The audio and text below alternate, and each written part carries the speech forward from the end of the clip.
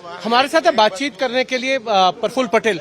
पटेल साहब, आप आए हैं प्रधानमंत्री नरेंद्र मोदी के नामांकन में और ये एनडीए ताकत दिखाना चाहता है अपनी कि एकजुट है और विपक्ष बटा हुआ है। बात तो सही है कि एक और नरेंद्र मोदी साहब के नेतृत्व में एनडीए का इतना सशक्त गठबंधन है और यहाँ कोई न कार्यक्रम न नेता के बारे में कोई चर्चा करने की जरूरत है। सब कुछ लोगों के सामने पारदर्शिता के साथ सामने है।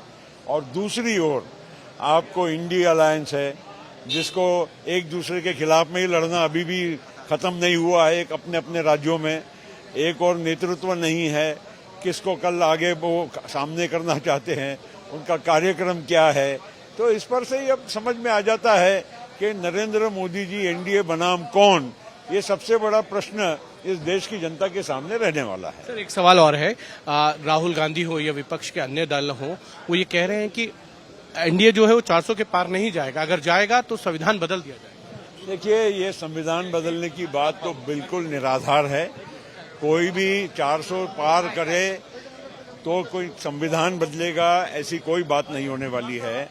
सवाल यही है कि जो भी आज नरेंद्र मोदी जी ने कहा है, उन्होंने किया है। पिछले 10 साल से आज वो सत्ता में है, पूर्ण बहुमत के साथ हैं। संविधान बदलने के बारे में कभी ऐसी कोई पेशकश न उन्होंने की, न कर सकते हैं। कॉन्स्टिट्यूशन का जो बेसिक स्ट्रक्चर है, इसको कोई भी बदल नहीं सकता है। ये सब जानते हुए भी एक भ्रम फैलाना, एक कोई सेक्शन में ऐसी एक प्रकार से हड़कंप मचाना, ये ही विपक्ष काम कर रहा है।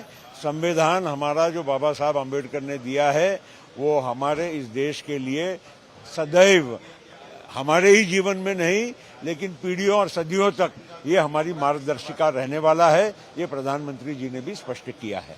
धन्यवाद सर। ये थे प्रफुल्ल पटेल, जिनका ये कहना है कि संविधान जो है वो कोई नहीं बदल सकता है। हमारे साथ इस वक्त चिराग पासवान है। चिराग जी, स्वागत है। किस तरीके का जन समर्थन, किस तरीके की उम्मीद, क्योंकि प्रधानमंत्री ने तो 400 पार का नारा दिया है, क्या होगा? बिल्कुल, मुझे लगता है बहुत सरलता से हम लोग इस लक्ष्य को हम लोग पूरा कर लेंगे, जहां पूरा गठबंधन एक साथ, हम लोग एकजुटता के साथ हम लोग आगे बढ़ रहे हैं। वहीं दूसरी तरफ वो बटा हुआ विपक्ष भी हम लोग को दिखाई देता है। वायनाड में हो, वहीं राहुल जी के खिलाफ उन्हीं के घटक दल के बड़े नेता के परिवार के लोग लड़ रहे हैं। पंजाब में आप देख लीजिए, आम आदमी पार्टी के खिलाफ, तो दिल्ली में साथ। तो ऐसे में हम लोग की एकजुटता ही हम लोग की ताकत है। लेकिन बिहार इसमें कैसा करेगा, क्योंकि बिहार में कहा जा रहा है कि बहुत टफ मुकाबला है, बहुत कड़ा मुकाबला। कतई टफ नहीं है भाई। आप बिहार आइए अभिषेक जी, और आपको पता चलेगा जिस तरीके से बिहार में इस बार 40 की 40, पिछली बार एक सीट हम लोग चूक गए थे, इस बार वो भी हम लोग जीतेंगे। आखिरी सवाल है कि आपके चाचा जी भी दिखाई दिए हैं, क्या उन्हें भी पार्ट माना जाए? आप उनके साथ हैं? भाई, हम उनके साथ हैं कि नहीं, पर वो गठबंधन का तो हिस्सा है ही, उन्होंने समर्थन तो दिया ही अपना। बहुत शुक्रिया। हमारे साथ थे चिराग पासवान और इनका कहना है कि 400 पार भी होगा। चाचा के सवालों पर कहा कि मैं उनके साथ हूं या ना हूं, लेकिन वो गठबंधन का हिस्सा जरूर हैं। संदीप दुबे के साथ कुमार अभिषेक, वाराणसी, आज तक।